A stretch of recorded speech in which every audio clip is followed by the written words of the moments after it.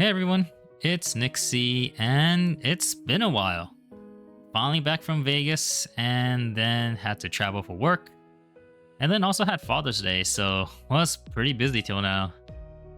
And now that I'm back, I wanted to make a deck tech for all of you to look at what I brought to US Nats Vegas, as well as Vegas Battle Hardened, where I placed 12th and lost my winning in to top 8 to good old Florian. I'll post a detailed matchup report on my Patreon in the near future, so if you're interested in that, please go check it out.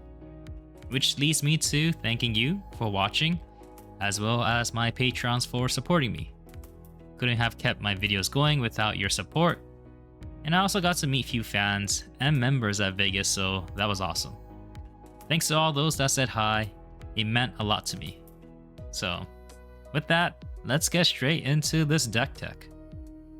So, for this deck, I really wanted to play this card Ripple Away, because I felt this card is really good into the current meta. This card can stop a lot of Azalea Pump debuff tokens, the Ponder and Frailty from Codex, stops Callistra's generation from Orb Reaper Spinnerets, can kill Puffin's turns from generating cogs to get action points, stops a lot of gold generation for these new pirate heroes, even with the gold baited hook, and so on. So yeah, I really wanted to run this card again. But if I'm gonna run Ripple Away, I didn't want this to be my only attack action, because getting Codex then having to Arsenal this would suck a lot. So I went back to running CNC's main board, which means I had to switch my commanding performance that I was running before for the CNCs. So that's why that was switched. And then after that, I really need to get some more guaranteed go against to make sure I can swing with Dawnblade, and then if they overblock, I could just come in with CNC again. So things like Spoils of War. But I tried it and tested a few things here and there, and I started to take it on the chin again, because this did a few things for me when I was testing. First thing, of course, is just blocking out to make agility tokens nice. But what it blocked out was really important, because it helped me stop flick knife decks like Assassins and Syndras, which stopping those flicks can be worth quite a lot of damage prevention from stopping a mark to get hit, or Kiss of Death, or even stopping those mass triggers. And then also into the Wizards, it was very nice too, because they wouldn't expect the additional AB2 that I could get from this. And on top of all that, it makes agility, so our turn becomes a lot more threatening once we make the agility. And if you just have 2 cards, just like natural go again with swinging Dawnblade, makes them think about having to overblock or not block at all. So that was very nice. Also, agility token is super good into new hot hero Gravy, because most of their allies are just 3 health or lower.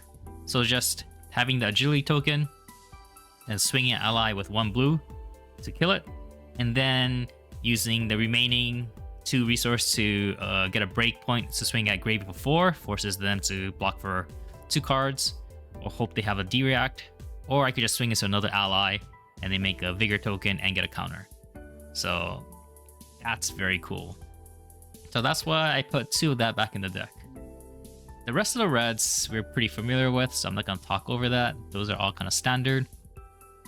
Although I did have to cut down on some reactions here, like you see only 2 Jagged and 2 Puncture, because I didn't have enough room to have 3 of each.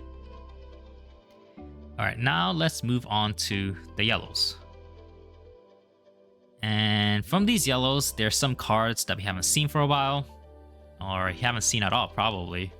So let's talk through them. The one card that you might be wondering why I'm having at all is this Agile Engagement, especially in yellow. Like, why am I playing this? Never seen it being played before. Well, again, from my testing, I found agility tokens to be really good, and a lot of decks that are being run right now have a lot of attack actions in them, unless you're fighting into other warriors. But warriors aren't that popular, so A lot of times opponents are blocking with attack action, so making that agility point is very nice. So that's why that is good. And a lot of times opponents will just perfect block and I'll go over by 2, right? Maybe I'll make the agility token, maybe not.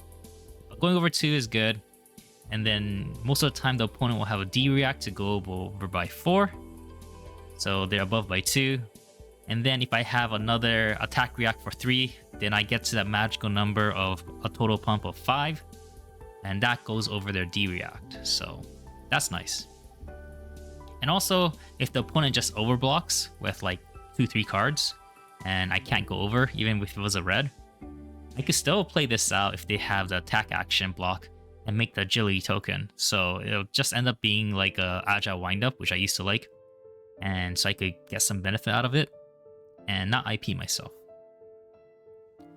So that's why I'm running this in yellow. Another card here that we haven't seen for a while is Run Through. So I'm starting to run this card because I noticed a lot of people are starting to run Warmongers or just not blocking Naked Downblade because they know most of the time it's just Glint that you could go again, or you have to break Bolters. So they don't expect this Run Through to come through. So this card was very nice to catch a few people off guard and let me swing twice. It's also really strong into Gravy because you can swing at an ally and then play this and then go at face for a larger threat. Because usually with Warrior's Valor, you have to like waste that pump into the ally, which is not always great. Because again, most of their allies just could die from one Naked Downblade swing. So putting the pump on the second swing is always nice. And then combining this with Twinning is always great to get its full value.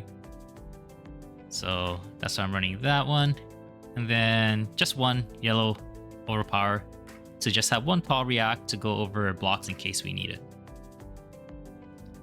And the other yellows, again, are standard. We have the Valor, Glistening. I still have 2, and I found this to be very important because a lot of Syndras are popping up and a lot of other aggro decks are popping up too. So having 2 Glistenings, very nice. And then that goes well with the Singing and Twinning Blades.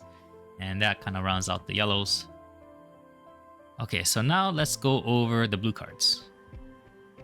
So the first one is I'm back on 1 Fatal Engagement because just being able to use it on CNC can be super good. Especially we could tie it with the awesome combo where we could play Singing on a CNC chain link after we swung a weapon already. So that's always fun and catches a lot of people off guard. And now that we have so much agility tokens, it's more easier to do. And then I also have Goblet because, again, more agility, more setup is nice. And also since I'm running so much unconditional go-against, I can bluff bigger hands with it. And if the opponent is kind of scared and overblocks, I could just play it out and set up for the next turn. The Glint and Hit and Run and Provoke is standard, so that's why that's there. I have a playset of those. Nip at the Heels, I increased it to 2 copies and I removed 1 blue overpower for it because I found that Nip at the Heels was just really good at getting the hit in because just going over by 1 is all I need. Overpower, blue, sometimes I don't want to hold on to extra blue to be able to maybe play it from Arsenal 2. It's not that great. I mean, I would want to run 1, but I just couldn't find space for the 1 blue overpower, so I just swapped it out for Nip at the Heels. And then we have the Whipple Away that we talked about before while we were running this deck again. Steel Blade Shunt, just have a 1 of to be able to close out games if the opponent ever at 1 and they want to swing a weapon. It's always nice. And Trot Along. I'm running 2 copies of this as well as 2 copies of Blue Valor. I would want to run 3 of each if I could, but I just didn't have space. I mean, I could replace the Goblets for 1 of each more copy of Trot and Valor. But I sort of like Goblet right now, but that might change in the future. So that's pretty much it for main board. So now let's go on to our sideboard, which has some interesting cards for sure. So yeah, let's get the obvious one out of the way, which is this Fiddler's Green. What is this Draft Chaff doing in my deck? Well, when I was testing this card, he actually was pretty good because I kind of was missing the CYB aspect of trying to gain life. And I was looking at the cards that we got in this new set, and I was like, you know, Fiddler's Green, that's kind of 4 value, but you just gain 3 life, and you just block 1. Is that good? I don't know, let's test it. So I kept on testing it, and yeah, it turned out to be pretty good into mid-range matchups like against Assassins, especially to stop their daggers, and they get the full 3 health value from it. And then I could combine this with Sigil of Solace that I'm also running now, which also gains me 3 life. So that's a total of 18 unconditional life gain that I could get, which is a lot of health that a lot of people are not expecting anymore, especially because of the CYB ban. So with just those 9 cards, I was able to win some games against like Assassins, Florians, Guardians, stuff like that, because I'll get lower in health. They'll still be like pretty healthy, like mid 10s or like even 20 health when I'm like in the single digits. And they'll just be throwing cards at me, trying to kill me off. And I'm just like not dying. I'm just like surviving by like 5 health or something. And then at the same time, they're not blocking anymore, so I'm getting counters. And then the life starts like evening out. And then they get kind of pressured into overblocking here and there. And then I usually could sell like steal games. So that was very interesting, and I thought it was pretty cool. So that's why I was running it. And speaking of Sigil, this was also pretty good from testing because, again, I could bluff bigger hands now because all these unconditional go against. And also it was good to help bait out the CNCs and plow unders as well. And in the current format, going to low health can be a death sentence with these flick knives going around. And also people just blowing you up at low health with arcane damage. So just being able to eke out health and then surviving at low health was very impactful for me. And then we have Oasis, another staple that I like. I made it from 2 to 3 because I just have space, and it's also very good currently with being able to stop like Kiss of Death and all the arcane damage from Broccoli, from Florian or Verdance, and then, you know, Kano as well. Always very good to just beat them by having Oasis. So that's why I have that. And we have 1 Arcane Compliance because it's more of a Kano and Oscillo hate card, really, not really Verdant. But just being able to race those 2 wizards and then being able to Arcane Compliance their combo churn by turning off their huge Mind Warps or Kano's Wildfire or open the floodgates can just be game ending for them. So that's why I have this as a 1-of. And then we also have Snags. Very good into the current meta, I think. It really kills any Assassins' big pop-off churns. So having this on their Bonds churns can be game-winning. It could also turn off stuff like Felling and Plow, which is always nice, because having this like in Arsenal, they Plow, you just like make it go to 2 damage is huge. Also good into Felling again. And also the pummels and such going around. Yeah, I think these 2 copies of Snag is very good at the moment. And then the rest, we have just equipments. We have the Tunic, Kabuto, just Warrior Hate. I guess even like, it was good into Syndra too, and Brutes, so this is also very nice. And then 1 AB at No Rune Hood. So that wraps up our deck. And this is the deck I brought to US Nats. And I was supposed to get day 2, but kind of lost all momentum after draft on second day, where I ended up at 1 win, 2 losses. So my total was 3 wins, 3 losses in draft, and kind of lost motivation after that. So didn't do too well for the rest of the day. And then I tried to get a redemption at Battle Hardened Vegas, and I wanted to make a deck change, which was changing out these 3 Fiddler's Green, because it was doing good, but I found out I was losing a lot of games still to Florian. And into Florian, what was killing me is just the Broccoli at the end game, where they will have broccoli for 2-3 churns or double broccoli for like 2 churns, and I just couldn't have Oasis all the time to stop it, so that was just killing me. So what I actually wanted to do was change these 3 Fiddler's Green for yellow Oasis Respite. Digging deep here. I really wanted to do that, but no one was carrying any yellow Oasis Respite at the vendors. I wonder why. It's probably because it's bad, but I really wanted to run it, but no one was running it, or no one had any, so I couldn't run it. Very unfortunate.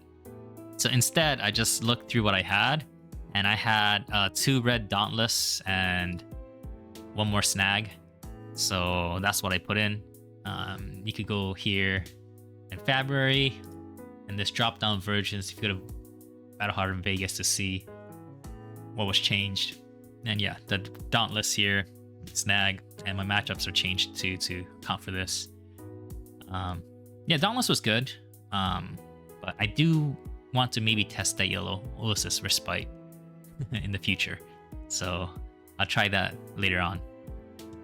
But yeah, overall, Battle Hardened Vegas went very well for me. I won't go into too much detail here, because again, I'll post it probably on Patreon, but lost my first game to Florian, and then lost my very last game from my winning into Florian. I did beat 2 Florians though in the whole Swiss rounds too, so it went 2-2 I guess into Florian, but that was the hardest matchup I guess.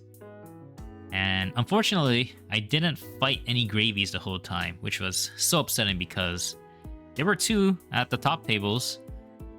Just didn't fight into them. I'm pretty sure I would have beaten those decks, but sometimes that's just how it goes. Still, a really solid showing from Dori. I think she's positioned very well if Gravy becomes even more popular. So yeah, overall, I think this deck is in a pretty good spot, and excited for you all to try it out. One card that I really did like the inclusion of was this one run through, because a lot of people didn't expect it, so it was pretty nice. And again, if gravies pop up, I think this will be pretty good. So even if you don't try my deck, I highly suggest other Dories to try at least running a run of this.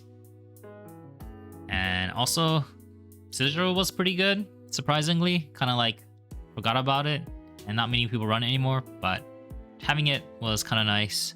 I may test out some of the cards, but yeah, give it a shot. Maybe try including your deck as well.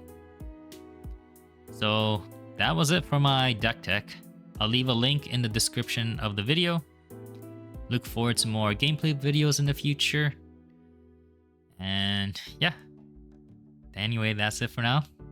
Thanks for watching, and I'll catch you all next time.